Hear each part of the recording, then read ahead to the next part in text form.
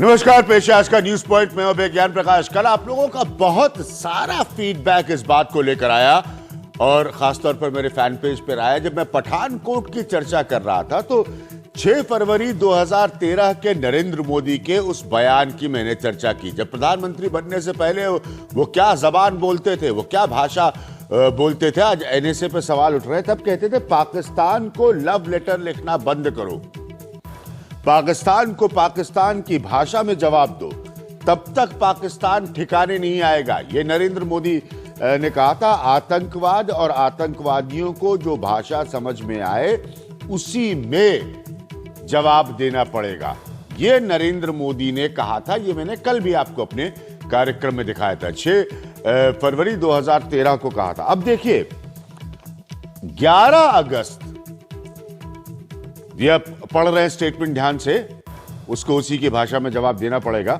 अब जरा सुनिए नरेंद्र मोदी सरकार ने क्या कहा था। 11 अगस्त 2013 को हमारे जवानों के सर काट लिए गए और उसके बाद हमारे विदेश मंत्री जयपुर जाकर पाकिस्तान के मेहमानों को बिरयानी खिला रहे हैं और क्या कहते हैं, प्रोटोकॉल है। मैं आपसे पूछता हूं कि मेरे देश के जवानों के सर काट ले, क्या उनके साथ प्रोटोकॉल होता है? क्या यह हिंदुस्तान के जख्मों पर नमक छिड़कना नहीं है? नरेंद्र मोदी जी, मैं आपसे जानना चाहता हूं तो फिर एकदम से नवाज शरीफ के पारिवारिक कार्यक्रम में सम्मिलित होना क्या होता है? एकदम से 25 दिसंबर को नवाज शरीफ के पारिवारिक कार्यक्रम में सम्मिलित होना क्या होता है? क्या कह रहे थे आप 11 अगस्त 2013 को? मैं आपसे पूछना चाहता हूं कि जो मेरे देश के जवानों के सर काट ले, क्या उनके साथ प्रोटोकॉल होता है? हमारे जवानों के सर काट लिए गए, हमारे विदेश मंत्री जयपुर जाकर पाकिस्तान के मेहमानों को बिरयानी खिला रहे थे और क्या कहते हैं, प्रोटोकॉल है। मैं आपसे पूछना चाहता हूं कि जो मेरे देश के जवानों के सर काट ले, क्या उनके साथ प्रोटोकॉल होता है? क्या यह हिंदुस्तान के जख्मों पर नमक छिड़कना है? यह है पॉइंट, यह है पॉइंट। क्योंकि आज एनएसए से सवाल पूछे जा रहे हैं, यहां के मिनिस्टर्स से सवाल पूछे जा रहे हैं, पठानकोट घटना पर सवाल पूछे जा रहे हैं। यह जबान थी जो नरेंद्र मोदी तब इस्तेमाल करते थे। उसके बाद 26 मई 2014 को जब उन्होंने इस देश के प्रधानमंत्री के तौर पर शपथ ली तो मुख्य मेहमानों में से एक खुद नवाज शरीफ साहब थे। अब समझ रहे आप मैं 2 दिन से क्या पॉइंट रख रहा हूं। अब आते हैं एनएसए पर। अजीत डोभाल साहब नरेंद्र मोदी के करीबी माने जाते हैं। एनएसए की एक बहुत अहम भूमिका होती है देश के सुरक्षा व्यवस्था के सिस्टम पर। एनएसए पर क्या सवाल सीधे उठ रहे हैं इस रिपोर्ट में, आप देखिए।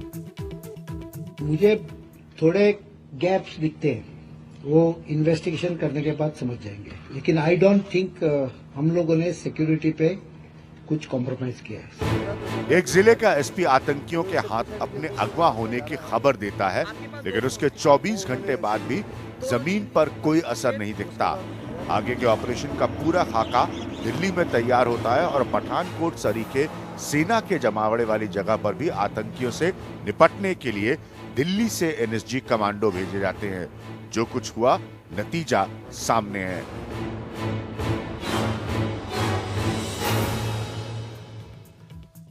तो आतंकियों की खबर मिलते ही किसी संभावित आतंकी हमले को लेकर दिल्ली में बैठकों का दौर शुरू हो गया, जिसमें स्वाभाविक है राष्ट्रीय सुरक्षा सलाहकार की सबसे अहम भूमिका रही। इसके बावजूद पठानकोट एयरबेस की सुरक्षा में सेंध लगती है और आतंकी हमला हो जाता है। ऐसे में सवाल उठना बहुत जाहिर है, लाजमी है कि गलती कहां हुई।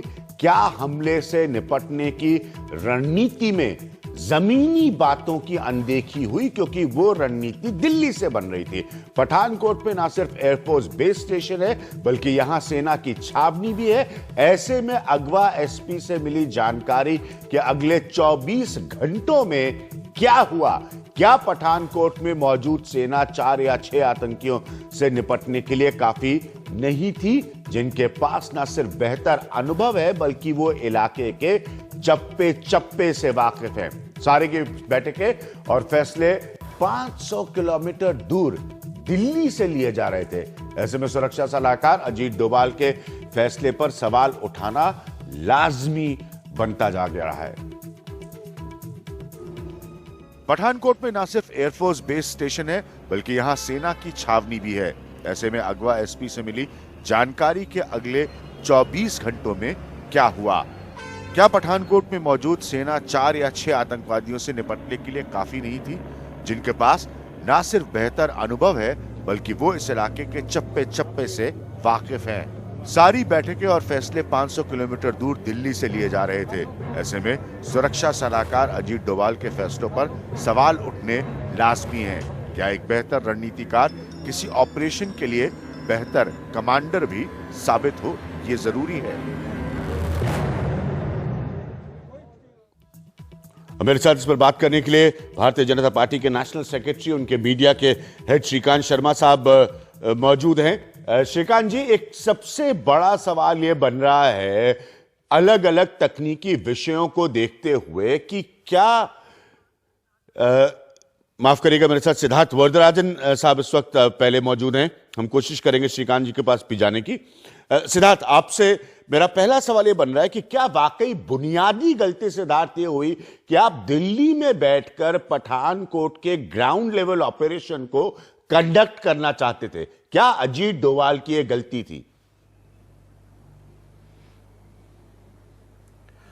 देखिए, मुझे लगता है कि राष्ट्रीय सुरक्षा सलाहकार का जो किरदार है वो ओवरऑल जो है कयादत या लीडरशिप देना ऐसे सिचुएशन में उनका एक तरह से रोल बनता है। जी बिल्कुल सही। लेकिन कहीं ना कहीं मुझे लगता है कि एक लीडरशिप रोल के जगह एक डायरेक्ट पार्टिसिपेशन जो है उनका इसमें लग गया। शायद डे टू डे जो है उस पर कंट्रोल रखना चाह रहे थे या डायरेक्शन देना चाह रहे थे, जिसकी वजह से शायद आर्मी को जो रोल अदा करना चाहिए था, जो इन्फॉर्मेशन उनको दी जानी चाहिए थी, खबरों के मुताबिक ऐसे लगता है कि इतनी बढ़िया तरीके से इसको कोऑर्डिनेट नहीं किया गया। जी सिद्धार्थ, एक बड़ा इंपॉर्टेंट पॉइंट है। कल जो भारतीय जनता पार्टी के व्यक्ति इस प्रोग्राम में थे, बड़ा इंपॉर्टेंट पॉइंट सिद्धार्थ आपसे पूछ रहा हूं। उन्होंने मुझसे कहा, जब मैंने उनसे पूछा कि आप लोगों के मिनिस्टर्स किस आधार पर ट्वीट कर रहे थे 2 जनवरी को, तो उन्होंने 2 बड़ी अटपटी दलील दी मुझे। एक तो कहा कि जिस हिस्से के ऑपरेशन के बारे में वो ट्वीट कर रहे थे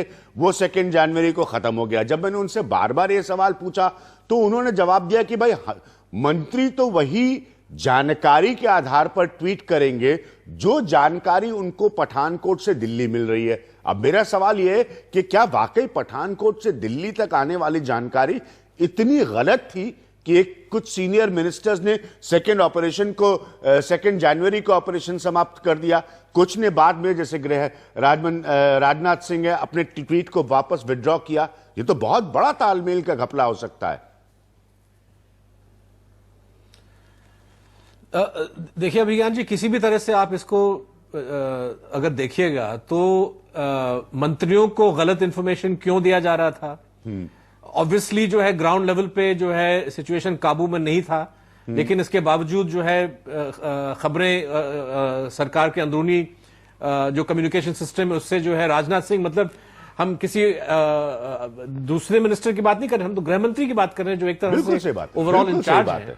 तो उनका इस तरह से गलत इंफॉर्मेशन देना, ये क्लेम करना, मुझे लगता है कि ये बहुत ही एक अनफॉर्चुनेट और सीरियस मामला है, क्योंकि सिचुएशन काबू में नहीं था और दिल्ली में क्यों ऐसी खबरें दी जा रही थी जिसके आधार पे मंत्री जो है ट्वीट कर रहे थे, खबरें दे रहे थे। मुझे लगता है कि ये बहुत ही सीरियस एक सवाल है। जी सिद्धार्थ, इसीलिए मैं पूछ रहा हूं आपसे, आपने बिल्कुल सही पॉइंट रखा कि अगर मंत्रियों तक पहुंचने वाली जानकारी गलत थी जिसके आधार पर वो सार्वजनिक तौर पर पब्लिकली ट्वीट कर रहे थे, तो आप अंदाजा लगाकर देखिए कि एनएसए के पास क्या जानकारी मिल रही थी जिसके आधार पर एनएसए दिल्ली से बैठे उस ऑपरेशन को कमांड कर रहे थे। ये तो बहुत गंभीर मसला हो जाएगा। देखिए मेरा मानना है कि एनएसए डोवल साहब अगर वाकई में he wants to lead from the front, तो पूरी तरह से आप लीडरशिप एक्सरसाइज करें। सिंगल विंडो कम्युनिकेशन होना चाहिए, आपको पुख्ता जो है इंफॉर्मेशन होनी चाहिए जिसको आप डिसेमिनेट करें, बजाय इसके कि जो है गलत इंफॉर्मेशन इधर उधर जा रहा है, उसका प्रचार किया जा रहा है, एक गलत इंप्रेशन क्रिएट किया जा रहा है। तो कहीं ना कहीं मुझे लगता है कि ये क्राइसिस अब क्योंकि इंसिडेंट अब खत्म हो गया तो और खुले तौर पे हम लोग बात कर सकते हैं। मुझे लगता है कि सरकार की हैंडलिंग कहीं ना कहीं बहुत ही कमजोर पाई गई है इसमें, और डोवाल साहब का इसमें रोल जो है, इस पे चर्चा होनी चाहिए कि क्या ये मोस्ट इफेक्टिव मेथड था।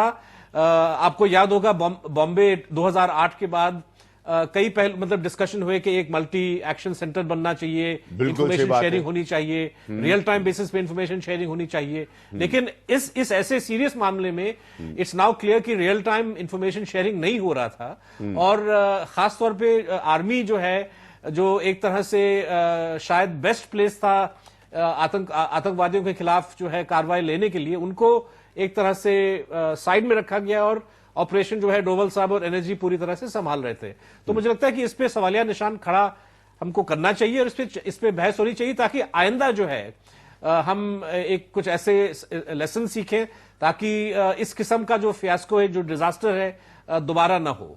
क्या फौज के लोग, और मैं सिद्धार्थ आपसे बड़ा कड़वा और सीधा सवाल पूछ रहा हूं, डिमोरलाइज नहीं होंगे? क्योंकि ये बिल्कुल स्पष्ट है, ये उनकी जगह थी, उनको चप्पे चप्पे की जानकारी थी, उनका रिएक्शन बेहतर और ज्यादा तेज हो सकता है। कल मुझे एक बीजेपी के नेता ने कहने की कोशिश की जैसे मैं सिक्योरिटी फोर्सेस पर सवाल उठा रहा हूं, जो कि निहायती गलत बात है। लेकिन हकीकत यह जो आपने कहा कि आपने एनएसजी पर ज्यादा भरोसा किया, फौज को सही समय पर जो निर्देश दिए जा सकते थे वो नहीं दिए, और अंततः जिस ऑपरेशन को आप दिल्ली में बैठकर सोच रहे थे कि ये तो 2 जनवरी को समाप्त हो गया, वो पता चला कि और नए आयाम लेके अगले 48 घंटे आपकी तरफ मुंह ताकता रहा।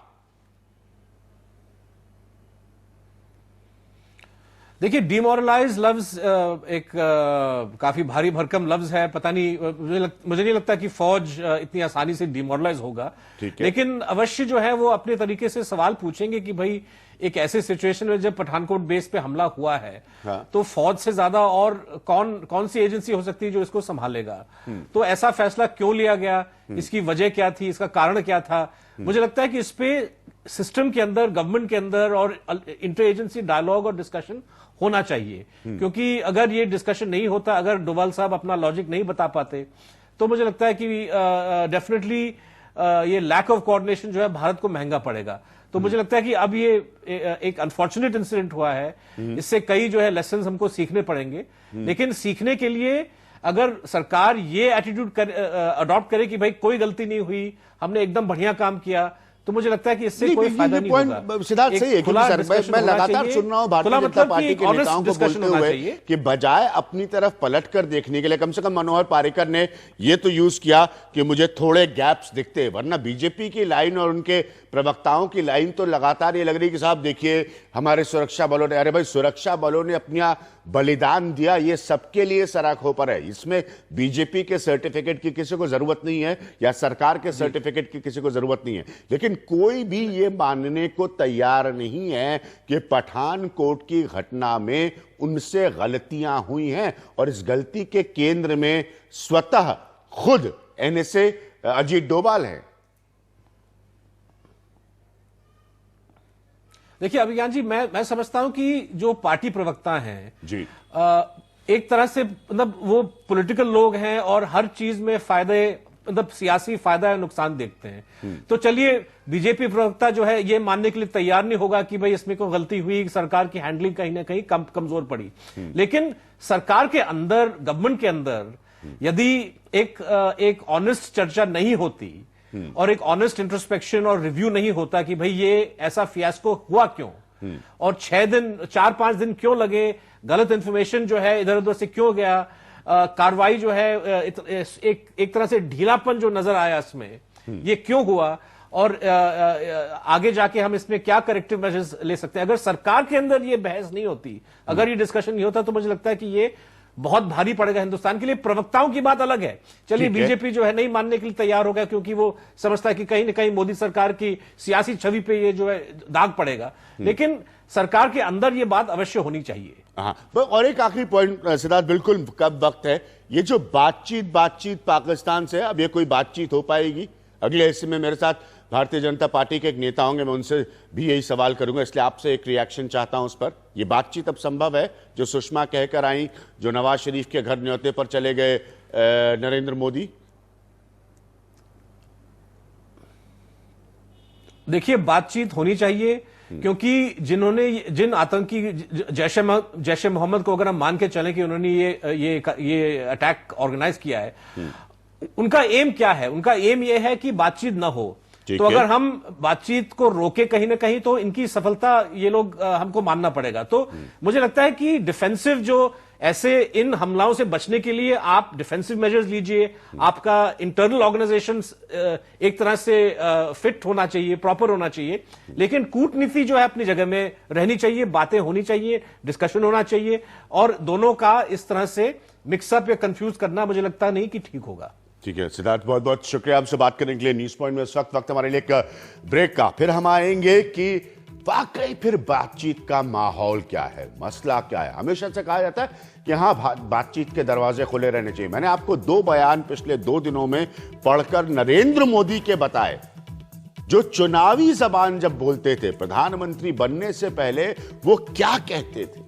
एक बार फिर एक स्टेटमेंट वापस आपको सुना रहा हूं और उसी पॉइंट पर ब्रेक ले रहा हूं। वापस मेरे साथ श्रीकांत शर्मा होंगे भारतीय जनता पार्टी के। 11 अगस्त 2013 को क्या कह रहे हैं नरेंद्र मोदी, याद रखिएगा। 2014 में वो चुनाव जीतकर प्रधानमंत्री बने। हमारे जवानों के सर काट लिए गए और उसके बाद हमारे विदेश मंत्री जयपुर जाकर पाकिस्तान के मेहमानों को बिरयानी खिला रहे थे। और क्या कहते हैं, प्रोटोकॉल है। मैं आपसे पूछना चाहता हूं कि मेरे देश के जवानों के सर काट ले, क्या उनके साथ कोई प्रोटोकॉल होता है? क्या यह हिंदुस्तान के जख्मों पर नमक छिड़कना ही नहीं है? यही सवाल मैं पूछना चाहता हूं आज की बदली हुई स्थिति में भारतीय जनता पार्टी के नेताओं से। एक छोटे से ब्रेक के बाद आप कहीं मत जाइएगा।